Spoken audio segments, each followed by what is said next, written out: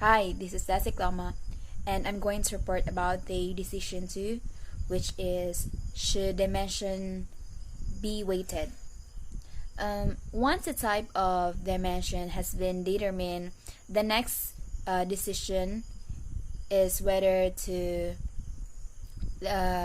dimension should be weighted so that some are more important than others.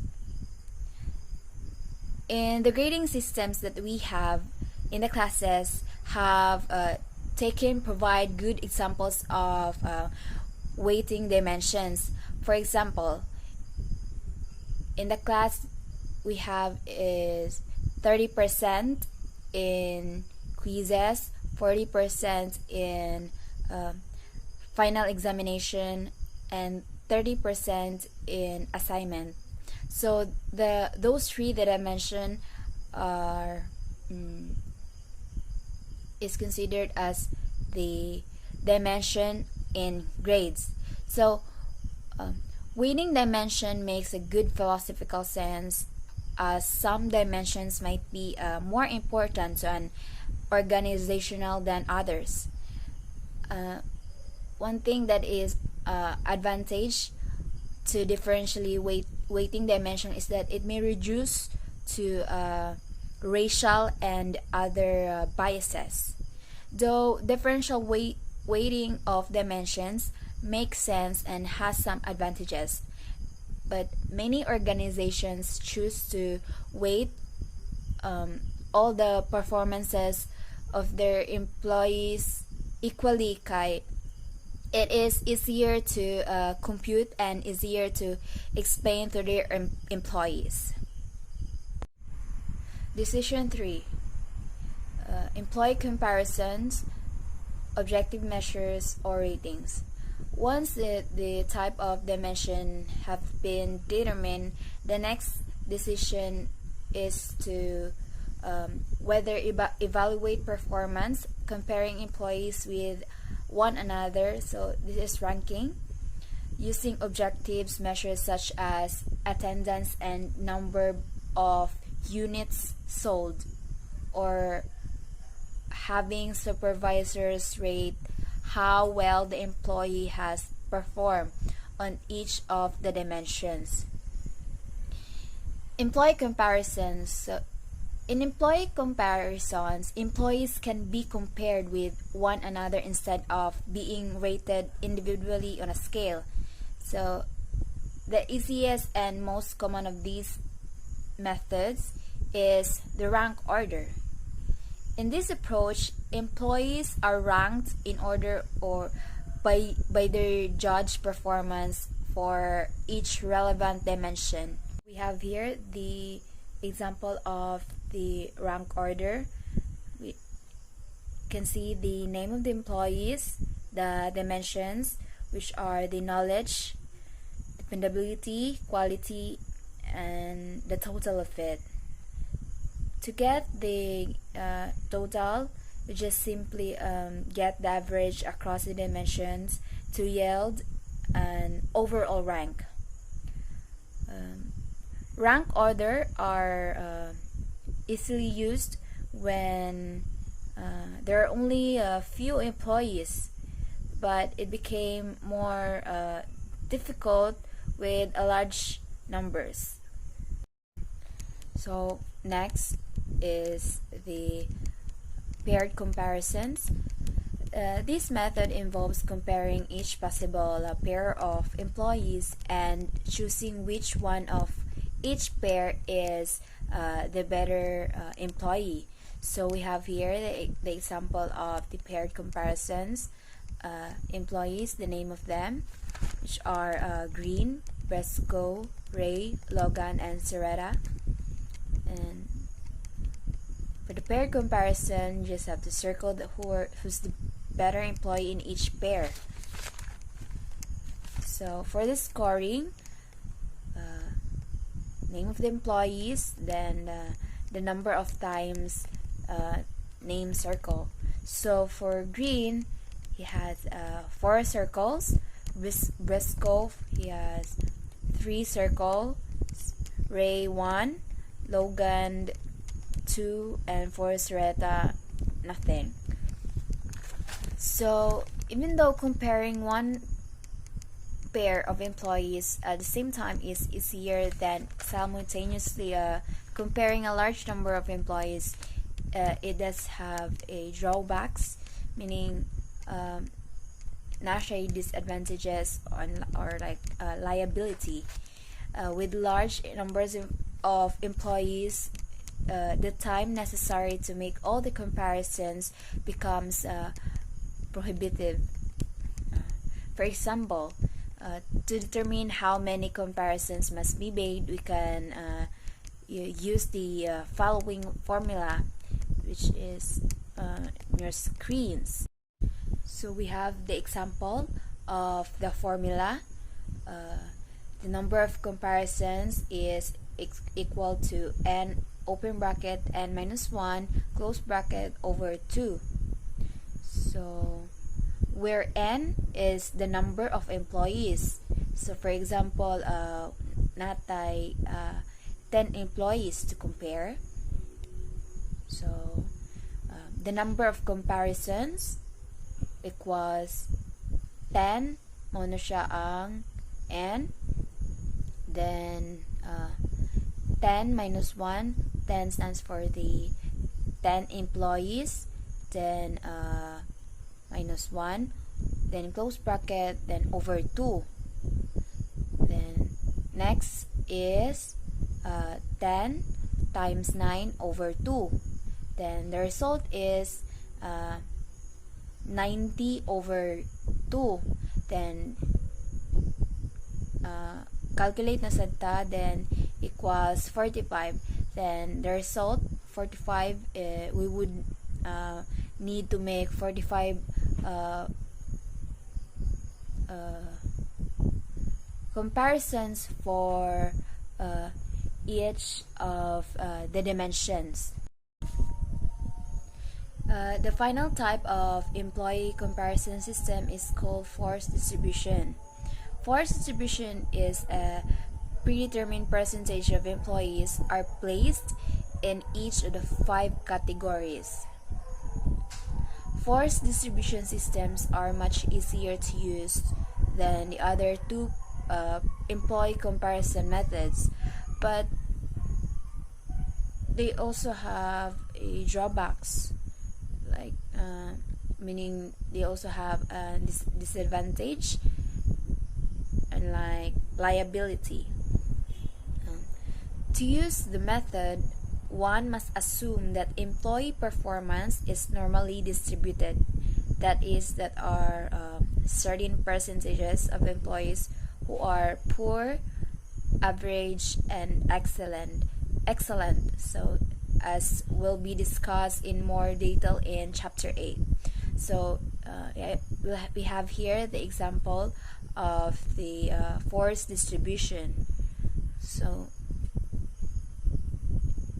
we have turbo, which is 10%, the below average, which is 20%, then the average 40%, good 20%, and excellent 10%. Objective measures. A second way to evaluate performance is to use what are commonly called objective or hard criteria. Common types of objective measures include quality of work, quantity of work, and attendance and safety. Another method to evaluate performance is by measuring the quality of the work that is done. So quality of work, meaning unsa ka accurate ang imong gibuhat sa given goal, or unsa ka competent sa imong work, and unsa ka absolute, or whether complete ba, including the smallest details or dili or sa imong gibuhat nga job. So for example, a cook's quality might be judged by by how her food resembles, no? Pareha ba siya sa standards as measured by the size, temperature, and also if pila ka amount ang ingredients nga gibutang sa food. So that is the quality of work. Quantity of work. Evaluation of a worker's performance in terms of quantity is obtained by simply counting the numbers of relevant job behaviors that take place. For example, we might judge a salesperson performance by the numbers if pila ka product ang ilang mahalin. Then other example is police officer performance by the number if pila ang iyang maaresto. Then although quantity measures appear to be objective measures of performance, they are often misleading. It is important to realize that many factors determine quantity of work other than the employee's ability and performance. For many people's job, it might not be a practical or possible to measure quantity. Like for example, jobs like computer programmers, the call center agents, doctors, and firefighters. So next is attendance. Attendance is a common method for objectively measuring one aspect of an employee's performance by looking at the attendance. This discussed greater in chapter 10, but let's discuss it a bit. And so attendance is extremely important in the workplace. Even if you have a dead-end job, your good attendance may give you a ladder to a better position. When you show up for work every day on time with a happy vibes and a positive attitude, you help raise morale and increase productivity, and it can also influence your co-employees. Attendance can be separated into three distinct criteria, which are absenteeism and tardiness and tenure. Both absenteeism and tardiness have obvious implications for the performance appraisal. So it can be both affect your work if you're like always absent and always experience tardiness. So tenure refers to the length of the time has worked for their current employer. Long tenured employees typically have worked for a company for more than 5 years. So mo na sila mga trabahante nga nagdugay-dugay sa ilang job, maybe because niuyon sila sa ilang trabaho, or like ganahan sila sa ilang amo. And therefore, if you're known for having a long tenure, it means you've been working for your employer. So mo to siya ganan ka sa imong ang amo or employer. So as I've heard, if if nagdugay-dugay na ka og trabaho sa imong employer, maglisod sila og kanang fire nimo or tanggal nimo, it's because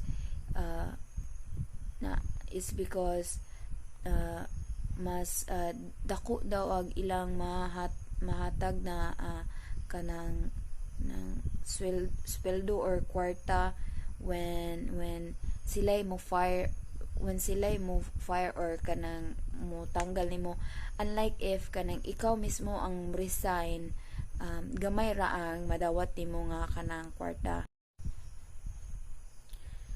Another method used to evaluate the success of an employee is safety. Obviously, employees who follow safety rules and who have no occupational accidents do not cost on organization as much money as those who break rules like equipments and possibly their own bodies. And the main goal of safety and health programs is to prevent illnesses or death, as well as the suffering and financial hardships. These events can cause workers, families, and also the employers.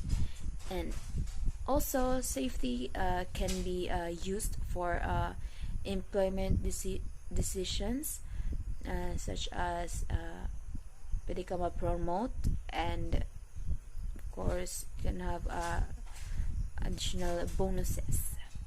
So that's it.